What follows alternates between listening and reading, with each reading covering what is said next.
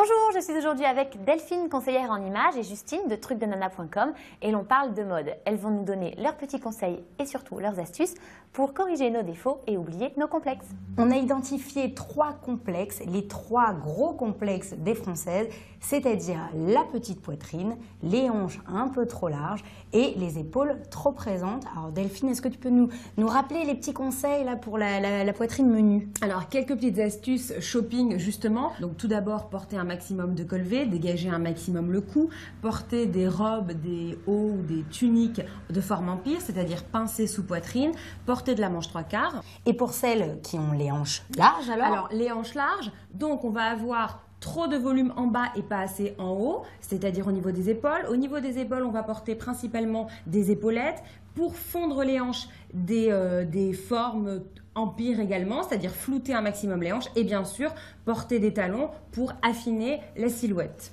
Et alors, moi, je ne sais pas si c'est vrai, mais j'ai l'impression d'avoir des épaules un peu trop présentes, un peu trop carrées, et du coup, ça fait pas féminine, ça masculinise trop ma présence. Alors, Justine, pour adoucir la ligne des épaules, qui est donc horizontale, on va aller sur l'opposé, c'est-à-dire le vertical. Donc, là aussi, décolle en V.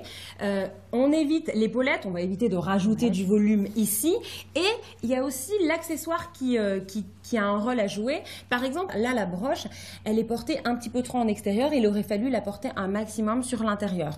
Donc, recentrer et mettre le focus sur l'intérieur pour faire oublier un maximum l'extérieur, c'est-à-dire les épaules. Ça peut être donc des sautoirs volumineux ou des gilets avec des gros boutons dans le centre. Bref, détourner l'attention, le regard de l'extérieur pour en rajouter un maximum vers l'intérieur. Et donc attirer le regard vers ses qualités plutôt que ses défauts. Donc pour conclure Justine, on peut tout avoir son propre look et de l'allure tant qu'on connaît sa morphologie silhouette, c'est-à-dire ses atouts et également ses petits défauts. La bonne nouvelle du jour, c'est du coup, on peut tout être canon quand on sait se valoriser.